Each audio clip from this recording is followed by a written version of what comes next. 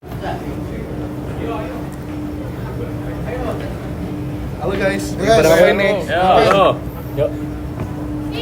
Lagi pada ngapain? Ya, biasa. Aku lagi baca berita. Oh, berita apa tuh? Berita negara Jepang. Yang mau lihat apa aja yang baru. Oh, Kalau gue lagi mau pesen makan nih bro. Oh, Kalian pesen. mau ikut makan juga? makan apa emang? Ayam geprek sih paling. Oh, gue tadi udah makan sih kebetulan, makan warteg. Kalau gue sama Arya lagi ini sih baca laporan keberlanjutan perusahaan. Ini ya laporan keberlanjutan yang lagi ngetren buat ke perusahaan sekarang ya. Iya ya bro. Sekarang perusahaan itu harus nggak cuma ada laporan keuangan aja, dia juga harus laporan berkelanjutan untuk depannya gimana. Iya bener. Ini kalau lu pada penasaran, ini nih kita lagi baca laporan keberlanjutan Bank Mandiri tahun 2024 yang barusan dirilis bulan lalu. Oh, jadi semua orang bisa akses gitu ya? Iya benar sekali. Publik. Bank Mandiri merupakan salah satu institusi di Indonesia yang telah dikenal luas sebagai salah satu bank terbesar dan terpercaya di Indonesia. Bank Mandiri sudah berdiri sejak tahun 1998 melalui penggabungan 4 bank milik negara sebagai bagian dari program restrukturisasi perbankan.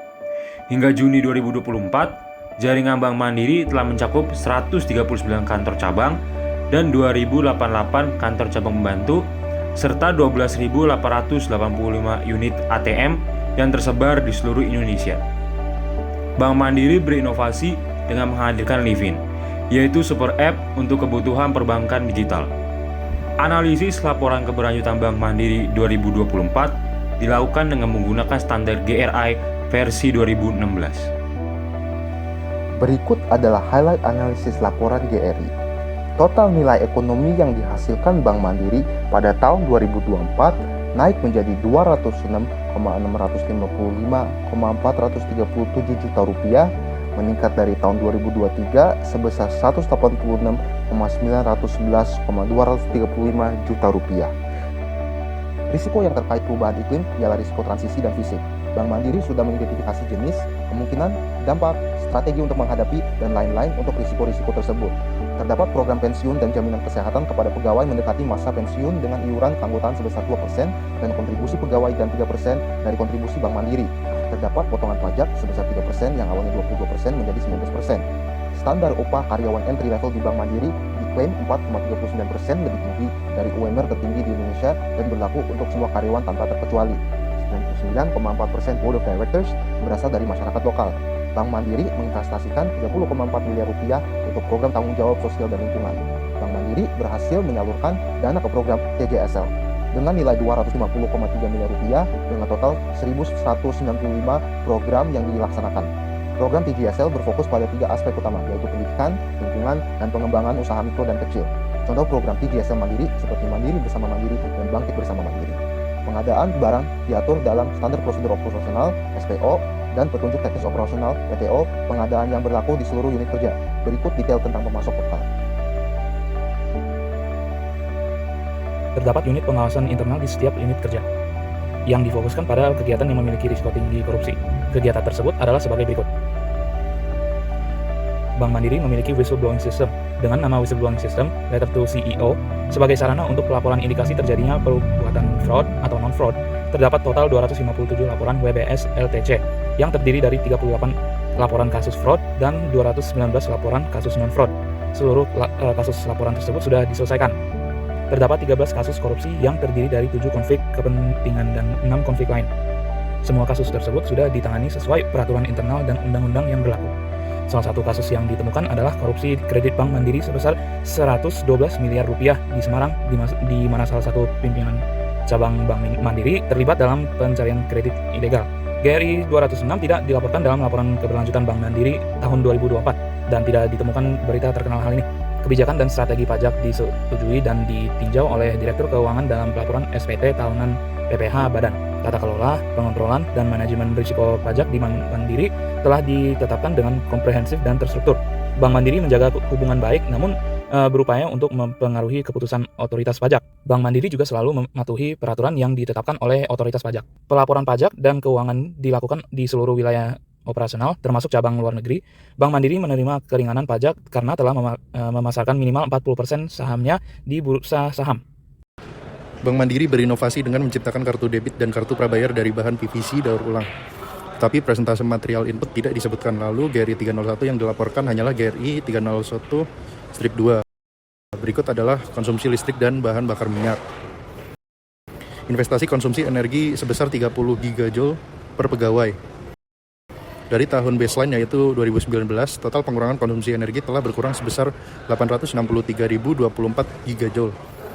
Berikut inisiatif pengurangan energi dari tahun 2023 ke 2024. Terjadi pengurangan konsumsi energi dari tahun baseline sebesar 863.024 gigajoule. Bank Mandiri telah mengimplementasikan sistem daur ulang air. Air yang didaur ulang dipakai kembali untuk menyiram kamar mandi dan perawatan tanaman. Bank Mandiri memakai sewage treatment plant untuk mengolah effluent sebelum dibuang. Air yang diolah digunakan untuk menyiram tanaman untuk diminum. Sama seperti tadi, sewage treatment plant dimanfaatkan untuk mengolah effluent sebelum dibuang dan air untuk digunakan kembali. Berikut detail penggunaan air Bank Mandiri. Terdapat limbah cair sebesar 81.400 meter kubik dan limbah cair yang dikelola melalui reverse otomatis sebesar 32.134 meter kubik. GRI 304 tidak dilaporkan pada laporan keberlanjutan Bank Mandiri 2024. Tetapi ditemukan artikel dari Forest and Finance yang memberitakan bahwa Bank Mandiri digugat oleh TUP Indonesia, sebuah NGO, karena Bank Mandiri diduga mendanai PT ANA yang diduga melakukan praktik ilegal, pelanggaran HAM, dan konflik agraria. Berikut adalah emisi cakupan 1 Bank Mandiri pada tahun baseline dan 2024. Berikut adalah emisi cakupan 2. Emisi cakupan 3 sebesar 19,4 juta ton CO2 pada tahun 2024 dan emisi tahun baseline tidak disebutkan. Berikut adalah intensitas emisi cakupan 1 dan 2. Secara total emisi cakupan 1 dan 2 telah berkurang sebesar 119.159 ton CO2 dari tahun 2019 ke 2024. Bank Mandiri belum menghitung zat yang menimbulkan emisi-emisi udara karena Bank Mandiri tidak menggunakan zat tersebut secara signifikan. Berikut adalah jenis sampah yang dihasilkan Bank Mandiri. Bank Mandiri bekerja sama dengan pihak ketiga untuk mengelola limbah dan menyediakan reverse vending machine, di mana orang-orang dapat menukarkan sampah botol plastik dengan poin aplikasi Livin. Berikut adalah limbah yang dihasilkan Bank Mandiri. Berikut adalah jumlah limbah yang dialihkan dari TPA. Jumlah limbah yang dikirim ke TPA sama dengan sebelumnya, yaitu 151.858 kg. GRI 308 tidak dilaporkan pada Sustainability Report Bank Mandiri 2024 dan tidak ada penemuan terkait. Berikut adalah perubahan jumlah pegawai Bank Mandiri. Pegawai full-time mendapatkan asuransi kesehatan dan jiwa, tunjangan kecelakaan kerja, program pensiun, serta cuti tahunan, cuti melahirkan, dan cuti lainnya. Terdapat tunjangan kesehatan berupa fasilitas kesehatan tambahan, tunjangan perumahan, dan dukungan pelatihan serta sertifikasi profesional. Cuti melahirkan diberikan selama 3 bulan, dan perusahaan menjamin posisi pekerjaan serta manfaat lainnya tetap tersedia. Rata-rata jam pelatihan per tahun per pegawai ada 108 jam. Pegawai laki-laki rata-rata menerima pelatihan 112 jam pelatihan, sedangkan pegawai perempuan 102 jam pelatihan per tahunnya. Berikut adalah program pengembangan karyawan Bank Mandiri. Seluruh karyawan Bank Mandiri sudah menerima tinjauan kinerja dan pembahasan perkembangan karir termasuk feedback dari atasan langsung dan rencana pelatihan lanjutan. Berikut ini adalah detail tentang keberagaman dan inklusi Bank Mandiri. Rasio gaji rata-rata perempuan terhadap laki-laki adalah 1,17 untuk top management. Untuk middle dan non-management itu adalah 0,99. Dan untuk junior management itu adalah 0,97.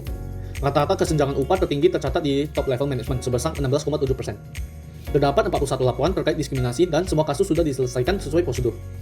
Tidak ada penemuan insiden atau indikasi adanya pekerja anak di Bank Mandiri. Tidak ada penemuan insiden kerja paksa di Bank Mandiri oleh hasil audit internal.